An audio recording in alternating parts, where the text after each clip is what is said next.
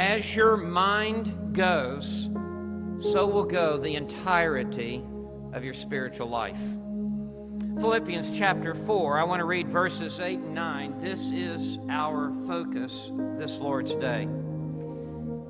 Finally, brethren, whatever is true, whatever is honorable, whatever is right, whatever is pure, whatever is lovely, whatever is of good repute, if there is any excellence and if anything worthy of praise, dwell on these things.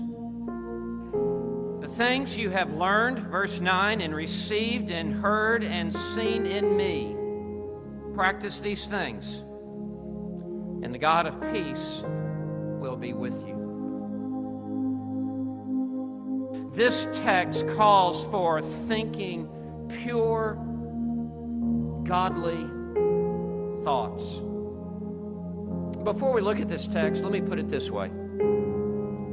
You will become like what you are thinking about. Like produces like. Filthy thoughts produce a filthy life. It's inevitable. There's no end run around that. And godly thoughts inevitably lead to a godly life.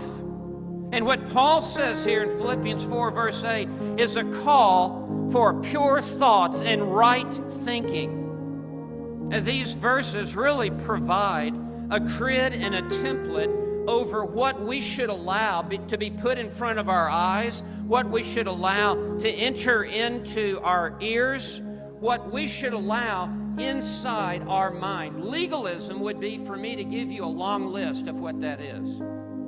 And the Bible never does that. But what the Bible does give is the guardrails that should be on the perimeter of the narrow path that we live. And these verses really provide the parameters for television watching, for movie attending, for music listening, for computer surfing, for magazine looking, for book browsing, for concert attending.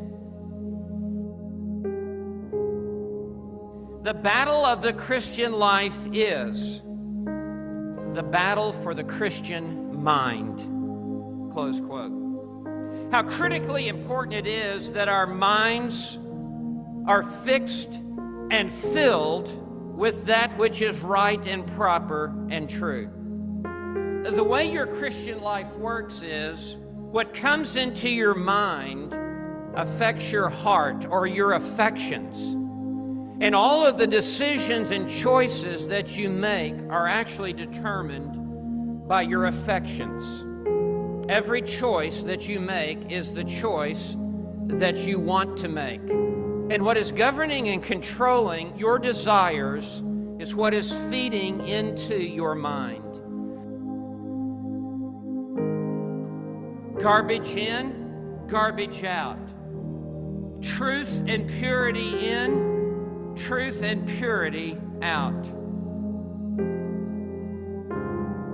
Jesus said in Matthew 22, verse 37, you shall love the Lord your God with all of your heart and with all of your soul and with all of your mind. How important is our mind to our spiritual growth in grace?